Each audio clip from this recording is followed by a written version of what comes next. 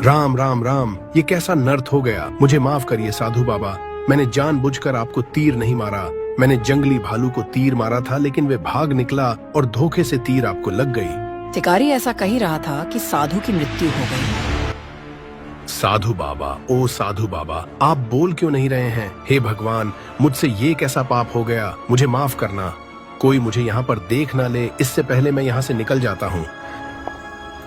इतना कहकर शिकारी वहाँ से चला गया।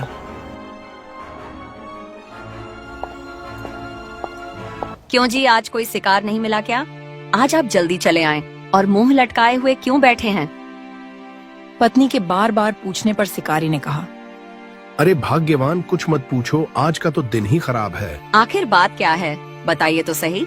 अरे भाग्यवान, एक जंगली भालू का शिकार करने के लिए मैंने उसका पीछा किया और उस पर तीर चला दिया, लेकिन बदकिस्मत से वह तीर भालू को न लग के तपस्या कर रहे एक साधु को जा लगा और वो मर गया। हे भगवान, ये तो अनर्थ हो गया।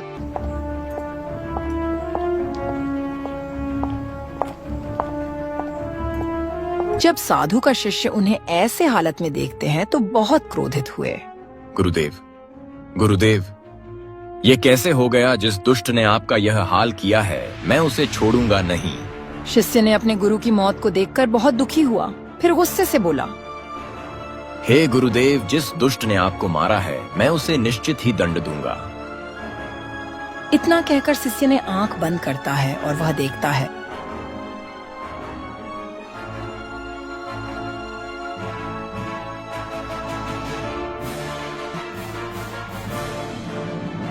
अरे दुष्ट शिकारी, तूने मेरे गुरुदेव की हत्या की है।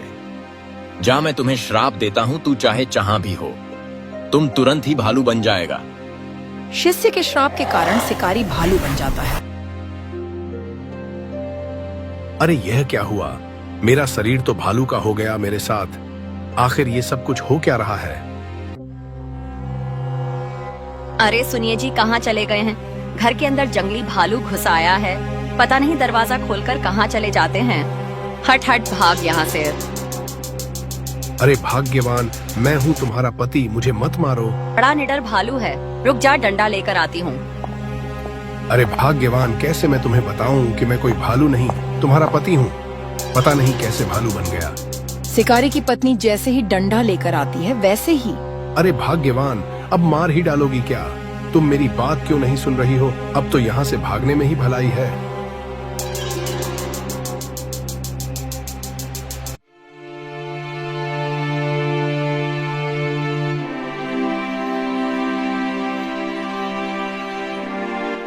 रात भर भटकते भटकते बहुत थक गया हूँ।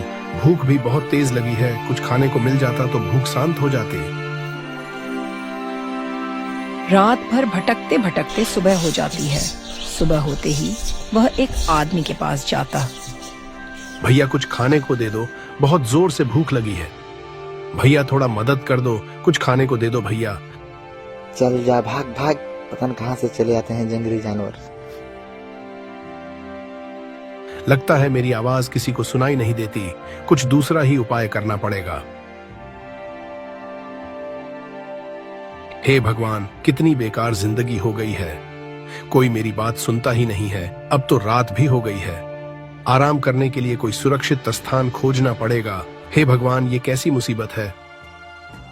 वह भालू आधी रात को जंगल में जा ही रहा था कि उसे एक आवाज सुनाई दी। बचाओ बचाओ, कोई मेरी मदद करो। वह भालू देखता है कि कोई महात्मा नीचे पड़े हुए दर्द से चिल्ला रहे हैं। वह नजदीक गया तो देखा कि उन्हें बहुत तेज बुखार है। वह तुरंत जंगल में जाके जड़ी बूटी खोजने लगता है।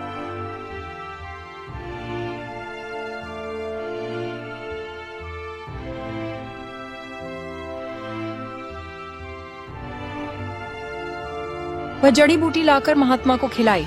कुछ देर बाद महात्मा सही हो गए।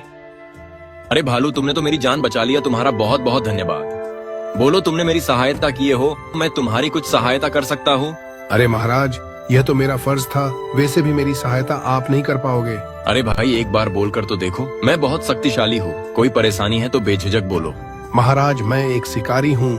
मैं जंगल में शिकार करने के लिए गया था। एक जंगली भालू को अपने धनुष से जेब ही निशाना लगाकर मारा। भालू वहां से भाग निकला। वही बगल में साधु महाराज तपस्या कर रहे थे। मेरी तीर उनको जा लगी और वह मर गए। मैं चुपके से अपने घर चला गया और अपने घर जाते ही मैं एक जंगली भालू बन गया। अच्छा, तो तुम वही दुष्ट शिकारी हो। मैंने ही तुझे श्राप दिया है। जिसे तुमने मारा है वह मेरे गुरु थे।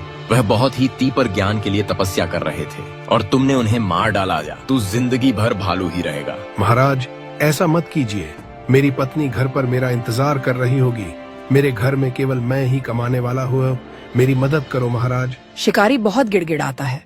तब महाराज बोलते हैं, ठीक है शिकारी, मुझे तुम्हारी परेशानी देखी नहीं जा रही। मैं तो तुम्हें पहले जैसा कर तो दूंगा, लेकिन तुम्हें किसी भी जीव की हत्या नहीं करनी है। अगर तुम किसी की हत्या की तो तुम फिर से भालू बन जाओगे।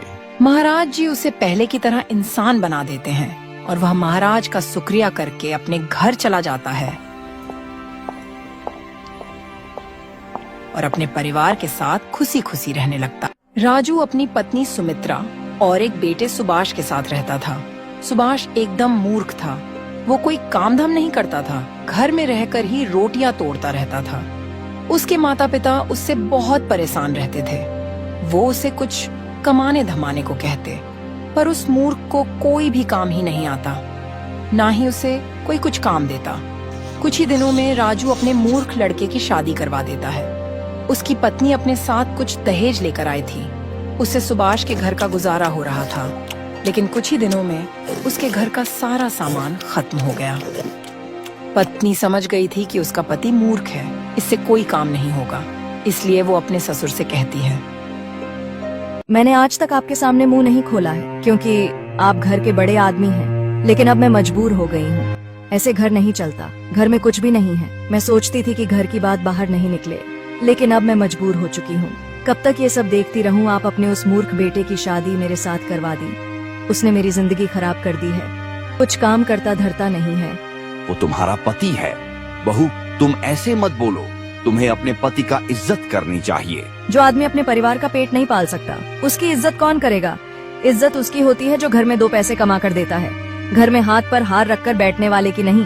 बेटा, तुम इतना गुस्सा क्यों होती हो? तुम सुभाष को समझाओ कि वो कुछ काम करे। मैं उन्हें क्या समझाऊं? मैं तो समझा समझा के पागल हो चुकी हूँ।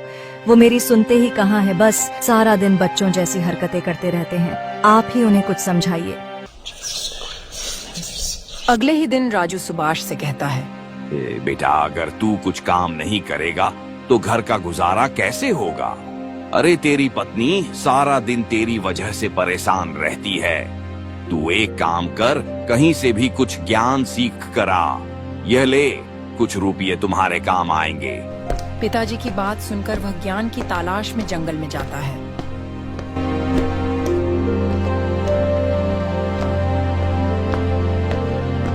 कुछ दूर जाने के बाद उसे एक संत दिखाई पड़ते हैं।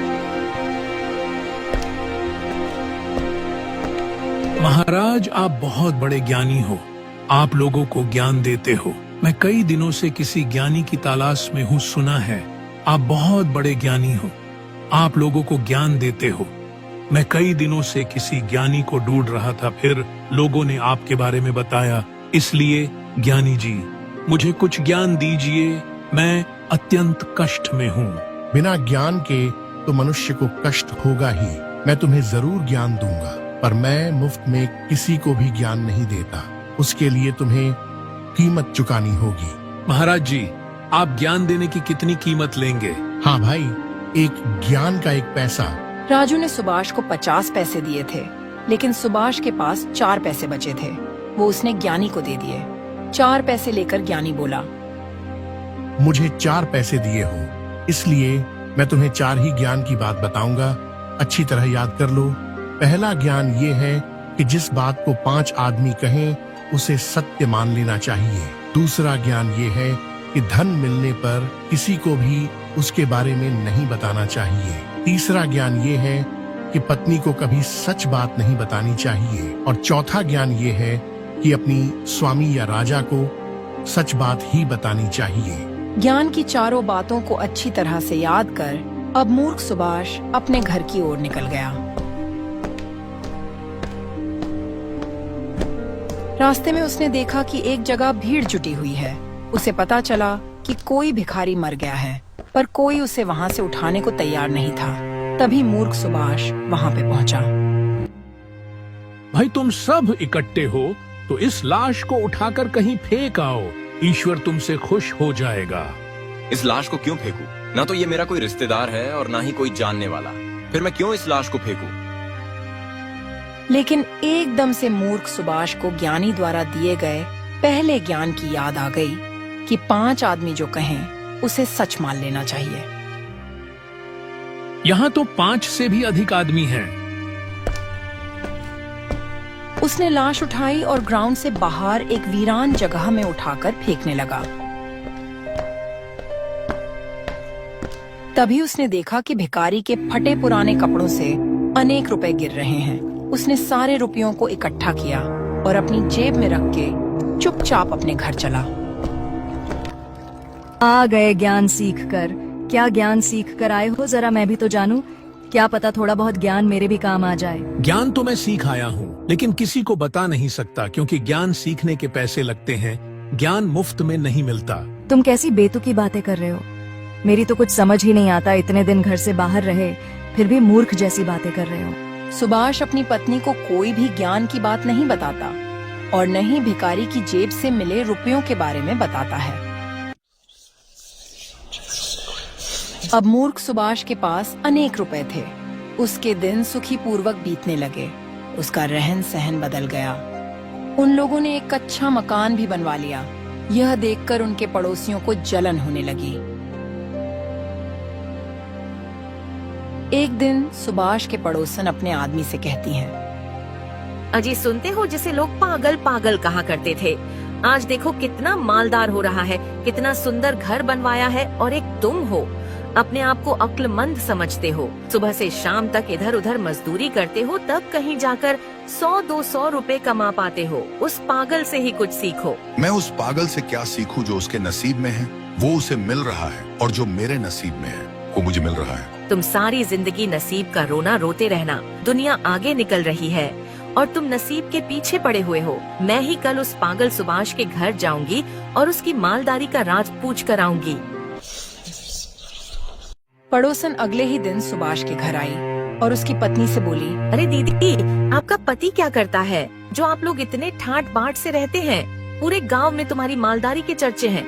ये तो मैंने उनसे कभी पूछा ही नहीं कि वह क्या काम करते हैं, और वो कभी बताते ही नहीं कि क्या काम करते हैं। जो आदमी अपनी पत्नी से अपनी आमदनी छुपाते हैं, निश्चित रूप से वो कोई गलत तरीके से धन कमाता है। अगर वो आपसे सचमुच प्रेम करते हैं तो उन्हें आपसे कोई भी बात नहीं छुपानी चाहिए। तुम सही कह रही हो बहन, मुझे भी डर लग रहा है कहीं वो किसी गलत तरीके से पैसे तो नहीं कमा रहे। मैं आज ही उनसे पूछूंगी। जब रात को सुभाष अपने घर आता है तो उसकी पत्नी उससे पूछती है, अजी आप क्या काम करते हो? ये आपने आज तक मुझे बताया ही नहीं। तुमने कभी पूछा ही नहीं, इसलिए मैंने बताना उचित न समझा। वैसे भी तुम जानकर क्या करोगी? तुम्हें तो समय से पहले ही सब कुछ मिल रहा है। अगर तुम्हें कोई परेशानी हो तो मुझे बताओ, मैं अभी पूरी कर देता हूँ। मुझे कोई परेशानी नहीं है, बस मैं ये जानना चाहती हूँ कि तुम क्या काम करते हो। मुझे डर है कि कहीं तुम गलत काम तो नहीं कर रहे हो। भला मैं क्यों गलत काम करूँगा? मैं मेहनत से पैसे कमाता हूँ, खून पसीना बहाकर, समझी?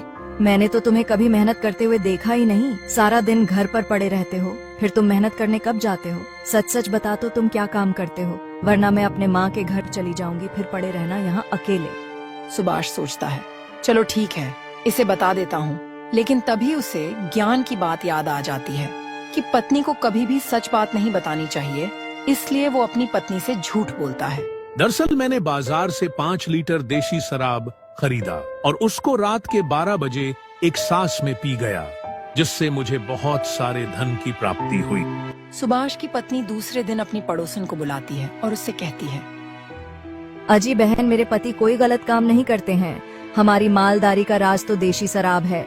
अगर कोई आदमी 5 लीटर देशी शराब रात को 12 बजे एक सांस में पी जाए तो उसे बहुत सारे धन की प्राप्ति हुई। ये बात तुम किसी को मत बताना, तुम मेरी सहेली हो, बस इसलिए बता रही हूँ। इस बार उनकी पड़ोसन बहुत खुश होती है क्योंकि उसे मालदार होने का राज जो मिल गया था। वो जल्दी से अपने घर जाती और अपने पति से कहती है, मुझे मूर्ख सुभाष की मालदारी का राज मालूम हो गया है। तुम जल्दी से बाजार जाकर 5 लीटर देशी शराब ले आओ। एक बार मुझे बताओ तो सही, आखिर उस मालदारी का राज क्या है? मैं भी तो जानूं। और देशी शराब का मालदारी से क्या ताल्लुक है? अरे ताल्लुक है। अगर कोई आदमी 5 लीटर देशी शराब रात को 12 बजे एक सांस में पी जाए तो उसे बहुत सारे धन की प्राप्ति होती है। ये तुम क्या कह रही हो? ये बात मैंने कभी नहीं सुनी। अगर हर किसी को ये बात मालूम होती तो आज हर कोई अमीर होता। ये बात किसी को मालूम ना हो। मैंने बड़ी मुश्किल से सुभाष की पत्नी से पूछा है। अब सारे समय यही खराब करते रहोगे। जाओ जल्दी से बाजार से शराब लेकर आओ। पड़ोसन का पति बाजार से एक 5 लीटर देशी शराब ले आता है और फिर दोनों 12 बजने का इंतजार करते हैं। जैसे ही 12 बजते हैं, पड़ोसन अपने पति को 5 लीटर शराब एक सांस में पिला देती है। शराब पीने के थोड़ी देर बाद उसके पेट में बहुत जोर का दर्द होता है। पेट दर्द इतनी जोर से होता है कि वो तड़पने लगता है। उसे दस्त आने लगते हैं। अंततः में वो मर गया। पड़ोसन अगली सुबह राजा के पास जाकर उनकी शिकायत की। ये क्या बेहुदा बात कर रही हो? अगर कोई आदमी 5 लीटर देशी शराब पिएगा तो वो मरेगा ही ना, बचेगा थोड़ी ना। तुम्हारा पति कहीं पागल तो नहीं था? अरे नहीं नहीं महाराज, मेरा पति पागल नहीं था। पागल तो वो मूर्ख सुभाष है जिसने मुझे ये नुस्खा बताया था। उसने कहा था कि अगर कोई आदमी रात को 12 बजे 5 लीटर देशी शराब एक सांस में पी जाए तो वो मालदार हो जाएगा। इसलिए मैंने अपने पति को 5 लीटर देशी शराब पिला दिया। राजा ने मूर्ख सुभाष को बुलाया और सारा माजरा पूछा। है सुभाष, तू लोग को पागल समझता है जो 5 लीटर देशी शराब का नुस्खा बताकर लोग को मरवा रहा है मालदार होने के लालच में। इसका पति 5 लीटर देशी शराब एक सांस में पी गया और फिर वो मर गया। इसके लिए तुझे सख्त से सख्त सजा मिलेगी। तभी सुभाष को ज्ञानी की बात याद आ जाती है कि अपने स्वामी या राजा को झूठ नहीं बोलना चाहिए। इसलिए वो राजा से कहता है, मेरी पत्नी मेरी मालदारी का राज पूछ रही थी, इसलिए मैंने उससे झूठ बोल दिया कि मैंने देशी शराब पीकर धन की प्राप्ति किया है। उसी ने इसको बताया होगा। राजा ने सबको समझाया कि ऐसा काम कोई ना करे और उस पड़ोसन को कुछ धन देते हैं कि वह अपना गुजारा कर सके। राजा सुभाष की सच बोलने से बहुत खुश होता है और उससे घर जाने देता है।